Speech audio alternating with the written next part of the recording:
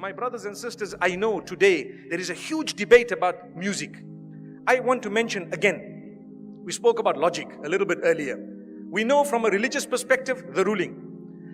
Let's speak about from a logical perspective. Wallahi, now I have done my own little research with non-Muslims. And I have asked religious non-Muslims, I'm talking of Christians and Jews and Hindus, etc., naming top pop stars from the music industry. Would you allow your children to listen to this person? Never. Would you allow them this? Never. Would you allow them that? Never. Why? It's dirty, it's immoral, it's filthy, it's degrading, and it's unacceptable. Not in my home. But you're a Christian, I know, not allowed. But you're a Jew, not allowed in my home. But you're a Hindu, never, not with my children. Why? Because the industry is dirty, that's what it is. So people argue, no, there is maybe perhaps, I do agree. Perhaps the duf is permissible within certain limits, Perhaps if you are singing an Islamic song with beautiful meanings, perhaps within limits, there is a certain permissibility. But here I'm speaking of the musical instruments and the music industry, whereby people start shaking. I don't even know what. It comes naturally. They say it's natural. It's not natural. It's shaitan's way of controlling you. You listen to the beat continues. You start tapping your finger, you start moving your head. A little while later, you start moving the top of your body, and a little while later, you start moving the bottom of it. May Allah subhanahu wa ta'ala forgive us.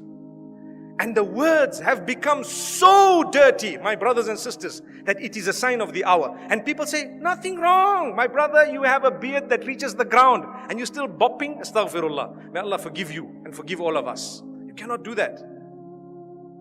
We need to be careful.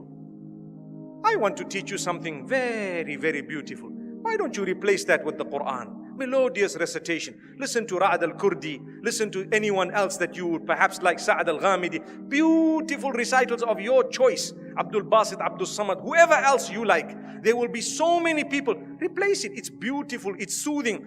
Go onto YouTube and check how the non-Muslims reacted to a survey or a little test, an experiment that was done where they were told to listen to this Quran without knowing it's the Quran and comment about it. Wallahi, now in Europe, the test was done recently and a lot of them say, it's so calm, it's so cool, it's so soothing. I feel spiritual. Go and listen to the answers. It's there live for everyone to see. And we Muslims who have the Quran, we are not achieving any soothing, no comfort, no nothing from this. How and why? Surely you can replace it. I would rather be resurrected and arrive in the presence of Allah subhanahu wa ta'ala, having known as a person who gave up dirty music for the words of yours, O Allah. I didn't want to listen to all of this. I gave it up. I know there was a debate about halal, haram. I do know the majority of the scholars said it's not permissible. I do know some of them said, okay, within a certain scope it's okay. But remember, those who say within a certain scope it's okay, none of them say that the musical industry of today is permissible. Not even one of them. Remember that. I would rather come in front of Allah and be resurrected as a person who just substituted all of this for the Quran. Allahu Akbar.